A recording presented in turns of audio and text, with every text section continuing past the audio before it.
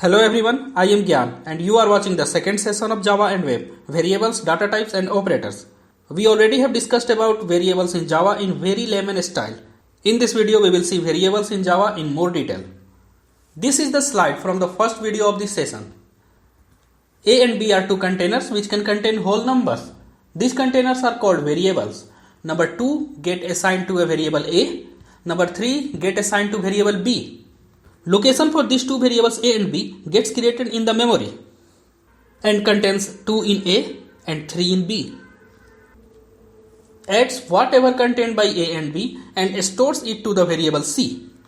Memory location for variable C gets created. C contains the sum of whatever contained by A and B. This system.out.println statement prints whatever contained by the variable C.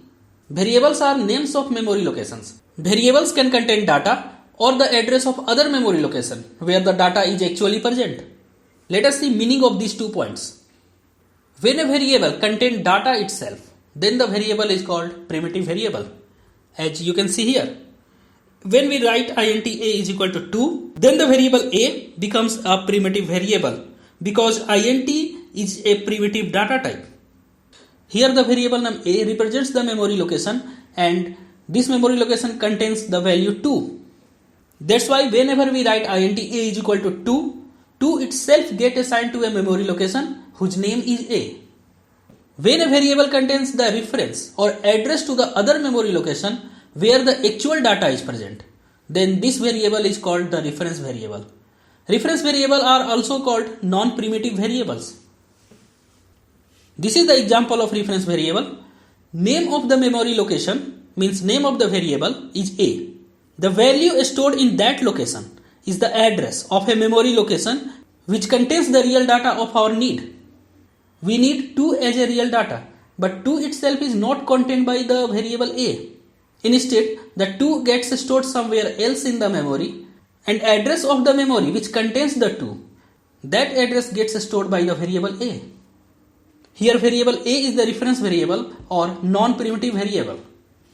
In this session we will use only primitive variables. We will use reference variables in later sessions. Based on the what type of data we want our variable to contain, we define the data type of a variable. For a given data type, a variable contains value of that type only. In this program, since we want our variables a, b or c to contain whole numbers, so we declared their data types as int. If we want them to contain fractional numbers, we should declare double or float as the data type. Let's run this program. We stored our program in file name first1.java whose class name is first. At this time a, b and c are of integer types, so we are working on the integer types. Let me run this program first. Java C first1.java. Compiles fine. Java first. Since class name was first, so we also have to provide the class name first. And it returns 5. Everything is good. Now we want to work on fractional numbers. If I write here 2.3 instead of 2 and 3.4 instead of 3, then let's check what the compiler is saying. Java C first1.java. It says incompatible types, possible lossy conversion from double to int. So we cannot store a fractional data or fractional constant in integer type variable. Let's change this variable type to double. double, double. Again write here double. Now we are working on double data type, not on integer data type. double. We change the type of the variable. We change the type of the container.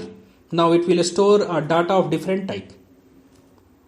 Save the program and compile it. Java C first1.java. Compiles fine. Then run it. Java first. And it results fine. We got an output in fractional number. That's how if we need to store fractional number, we must have to change the type of the variable so that it can store the fractional number. We will discuss more about data types in later videos in this session. Thanks for watching. See you in the next video.